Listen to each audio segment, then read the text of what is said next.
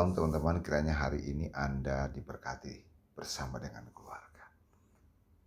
Ada satu tema yang cukup menarik yang menurut saya perlu saya sampaikan kepada teman-teman semuanya. Temanya terkait dengan Yesus dan hukum Taurat. Ya, ini menarik ya untuk kita ketahui bersama. Yesus dan hukum Taurat. Ada yang sering berkata atau di dalam diskusi-diskusi sering dikatakan bahwa sebenarnya Anda selaku orang Kristen itu sudah salah ketika Anda tidak mengikuti hukum Taurat. Nah, pertanyaannya, kenapa Anda menjustis bahwa kita tidak mengikuti hukum Taurat? Ya, tetapi sesungguhnya kita dengarkan apa kata Yesus. Kalau kita baca di dalam Injil Matius pasal yang kelima, ayat yang ke-17 dan seterusnya, kira-kira 22 ayat, 32 ayat saya akan bacakan dengan judul Yesus dan hukum Taurat. Ya, saya akan bacakan bagi teman-teman. Janganlah kamu menyangka bahwa aku datang untuk meniadakan hukum Taurat atau kitab para nabi. Aku datang bukan untuk meniadakannya, melainkan untuk menggenapinya. Karena aku berkata kepadamu, sesungguhnya selama belum lenyap langit dan bumi ini, satu iota atau satu titik pun tidak akan ditiadakan dari hukum Taurat sebelum semuanya itu terjadi. Karena itu siapa yang meniadakan salah satu perintah hukum Taurat, sekalipun yang paling kecil, dan mengajarkannya demikian kepada orang lain, ia akan menduduki tempat yang paling rendah di dalam kerajaan surga. Tetapi siapa yang melakukan dan mengajarkan segala perintah-perintah hukum Taurat, ia akan menduduki tempat yang tinggi dalam kerajaan surga. Maka aku berkata kepadamu, jika hidup keagamaanmu tidak lebih benar dari hidup keagamaan ahli-ahli Taurat dan orang-orang Farisi, sesungguhnya kamu tidak akan masuk ke dalam kerajaan surga. Kamu telah mendengar yang difirmankan kepada nenek moyang kita, jangan membunuh. Siapa yang membunuh harus dihukum. Tetapi aku berkata kepadamu, setiap orang yang marah terhadap saudaranya harus dihukum. Siapa yang berkata kepada saudaranya kafir harus dihadapkan ke mahkamah agama. Dan siapa yang berkata jahil harus diserahkan ke dalam neraka yang menyala-nyala. Sebab itu, jika engkau mempersembahkan persembahanmu di atas mezbahmu dan engkau teringat akan sesuatu yang ada dalam hatimu, saudaramu terhadap engkau, tinggalkanlah persembahanmu di depan mezbah itu dan pergilah berdamai dahulu dengan saudaramu, lalu kembali untuk mempersembahkan persembahanmu itu. Segera berdamai dengan lawanmu selama engkau bersama-sama dengan dia di tengah jalan, supaya lawanmu itu jangan menyerahkan engkau kepada hakim dan hakim itu menyerahkan engkau kepada pembantunya dan engkau dilemparkan ke dalam penjara. Aku berkata kepadamu, sesungguhnya engkau tidak akan keluar dari sana sebelum engkau membayar hutangmu sampai lunas. Kamu telah mendengar firman jangan berzina, tetapi aku berkata kepadamu, setiap orang yang memandang perempuan serta menginginkannya sudah berzina dengan dia di dalam hatinya.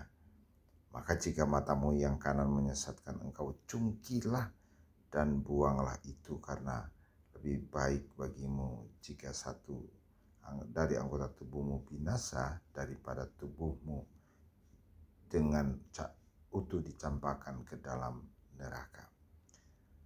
Dan jika tanganmu yang kanan menyesatkan engkau, penggalah dan buanglah itu, karena lebih baik bagimu jika satu dari anggotamu binasa daripada tubuhmu yang utuh masuk ke dalam neraka. Telah difirmankan juga, siapa yang menceraikan istrinya harus memberi surat cerai kepadanya.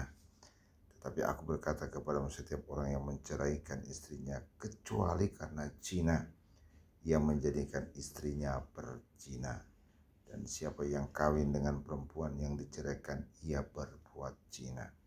Kamu telah mendengar pula yang difirmankan kepada nenek moyang kita, jangan bersumpah palsu, melainkan peganglah sumpahmu di depan Tuhan. Tetapi aku berkata kepadamu, janganlah sekali-kali bersumpah baik demi langit, karena langit adalah tahta Allah, maupun demi bumi, karena bumi adalah tumpuan kakinya, ataupun demi Yerusalem, karena Yerusalem adalah kota raja besar. Janganlah juga engkau bersumpah demi kepalamu, karena engkau tidak berkuasa memutihkan atau menghitamkan sehelai rambutmu. Jika ya, hendaklah katakan ya, jika tidak, hendaklah kamu katakan tidak. Apa yang lebih daripada itu berasal dari si jahat. Kamu telah mendengar firman, mata ganti mata dan gigi ganti gigi. Tetapi aku berkata kepadamu, janganlah kamu melawan orang yang berbuat jahat kepadamu, melainkan siapapun yang menampar pipi kananmu, berilah juga kepadanya pipi kirimu. Dan kepada orang yang hendak mengadukan engkau karena mengingini bajumu, berikanlah juga jubahmu. Dan siapapun yang memaksa engkau berjalan sejauh 1 mil, berjalanlah bersama dengan dia 2 mil. Berilah kepada orang yang meminta kepadamu, dan janganlah menolak orang yang meminjam daripadamu. Kamu telah mendengar firman, kasihilah sesama manusia dan bencilah musuhmu. Tapi aku berkata kepadamu, kasihilah musuhmu dan berdoalah bagi mereka yang menganiaya kamu. Karena dengan demikianlah kamu menjadi anak-anak Bapamu yang di surga, yang menerbitkan matahari bagi orang yang jahat dan bagi orang yang baik, dan menurunkan hujan bagi orang yang benar dan orang yang tidak benar. Apabila kamu mengasihi orang yang mengasihi kamu, apakah upahmu? Bukankah pemungut cukai juga berbuat demikian? Dan apabila kamu hanya memberi salam kepada saudara-saudaramu saja, apakah lebihnya daripada perbuatan orang yang lain? Bukankah orang yang tidak mengenal Allah pun berbuat demikian? Karena itu haruslah kamu sempurna, sama seperti Bapamu yang di surga adalah sempurna. Wow, luar biasa. Ya, seringkali terjadi perdebatan di sosial media terkait dengan Yesus dan hukum Taurat. Ada yang bilang bahwa Yesus itu adalah sosok yang menjalankan hukum Taurat. Kenapa kamu pengikutnya tidak menjalankan hukum Taurat? Ini pertanyaan-pertanyaan seperti itu seringkali kita dengar, dan coba kita melihat apa yang sesungguhnya yang terjadi dengan perkataan Yesus. Ini luar biasa sekali. Tema ini menjadi sesuatu yang sangat menarik, Yesus dan hukum Taurat. Apakah Yesus meniadakan hukum Taurat? Apakah Yesus sesungguhnya dia melanggar hukum Taurat? Ini pertanyaan bagi banyak orang, kepada Anda mungkin sebagai orang Kristen. Anda kalau baca khotbah di bukit, Matius 5 sampai dengan Matius 7, itu adalah fundamentali kekristenan. Ya, fundamentali kekristenan, menjadi seorang Kristen harus demikian. Ya, saya cuma baca sepotong saja ya, beberapa ayat, termasuk satu tema yaitu Yesus dan hukum Taurat. Tapi kalau Anda baca keseluruhan pasal yang ke-5, 6, dan 7, 3 pasal itu, maka itulah kekristenan. Jika Anda mau jika ada orang yang bertanya, kenapa Yesus disebut Tuhan atau anak Allah? Ya. Mana buktinya? Ajarannya. Pada saat ketika dia berkhotbah di bukit, dia sesungguhnya telah memunculkan identitas sebagai anak Allah. Sekali lagi saya katakan, ketika dia berkhotbah di bukit, Matius 5 sampai dengan 7, maka dia telah menunjukkan kepada Anda yang mendengar, kepada pendengar semuanya, dia adalah anak Allah. Kesempurnaan hukum Taurat, ya ini menjadi perhatian. Kesempurnaan hukum Taurat itu terjadi ketika Anda mendengar perkataan Yesus. Saya tidak akan menyampaikan banyak hal terkait dengan yang saya bacakan, tetapi saya akan menyampaikan satu hal, bagaimana kesempurnaan hukum Taurat itu. Dia katakan bahwa, ya ini kita akan coba ambil beberapa ayat. Bagaimana itu kesempurnaan hukum Taurat, dan Anda tidak akan pernah membaca di Kitab Perjanjian Lama tentang kesempurnaan itu. Yang Anda baca, yang Anda bisa tahu di dalam Injil Yesus. Apa yang dia katakan sini di pasal yang ayat 43. Ini adalah salah satu bagaimana kesempurnaan itu terjadi. Kamu telah mendengar firman, kasihilah sesama manusia dan bencilah musuhmu.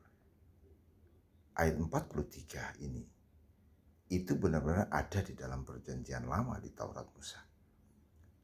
Karena diajarkan untuk membenci musuh. Diajarkan untuk membenci musuh. Tetapi Yesus, apakah itu sudah selesai sampai di situ? Yesus melanjutkan lagi dengan perkataan seperti ini. Tetapi aku berkata kepadamu, kasihilah musuhmu, dan berdoalah bagi mereka yang menganiaya kamu. Karena dengan demikian kamu menjadi anak-anak Bapamu yang di surga, yang menerbitkan matahari bagi orang yang jahat dan juga orang yang baik, dan menurunkan hujan bagi orang yang benar dan juga tidak benar. Ini adalah kesempurnaan dari Taurat. Yesus katakan, saya tidak pernah meniadakan hukum Taurat, tetapi menggenapinya. Lalu dia katakan selanjutnya, sebelum langit dan bumi ini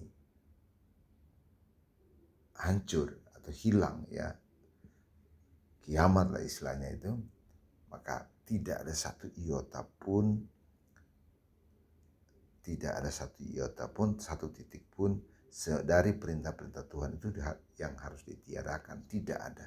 Semua harus dijalankan. Kecuali ya sebelum itu terjadi. Kita baca di ayat-ayat awal tadi.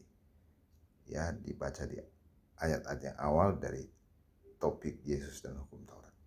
Kapan semuanya itu terjadi? Pada saat semuanya terjadi, itulah hukum Taurat tidak lagi menjadi sesuatu yang harus kita lakukan. Kapan? Pada saat Yesus hadir dengan mewartakan kerajaan Allah, kerajaan Bapaknya. Dia adalah Tuhan daripada hari Sabat. Dia adalah Tuhan daripada hukum Taurat itu sendiri. Ketika dia katakan seperti itu, dia sudah mengetahui bahwa banyak orang yang akan tergoncang imannya karena perkataannya. Semoga Anda paham dan mengerti. Tuhan Yesus akan terus menuntun Anda. Roh Kudus akan memberikan Anda pengertian untuk memahami akan kebenaran itu. Kesempurnaan hukum Taurat itu ada di dalam Yesus. Tuhan Yesus berkati. Amin.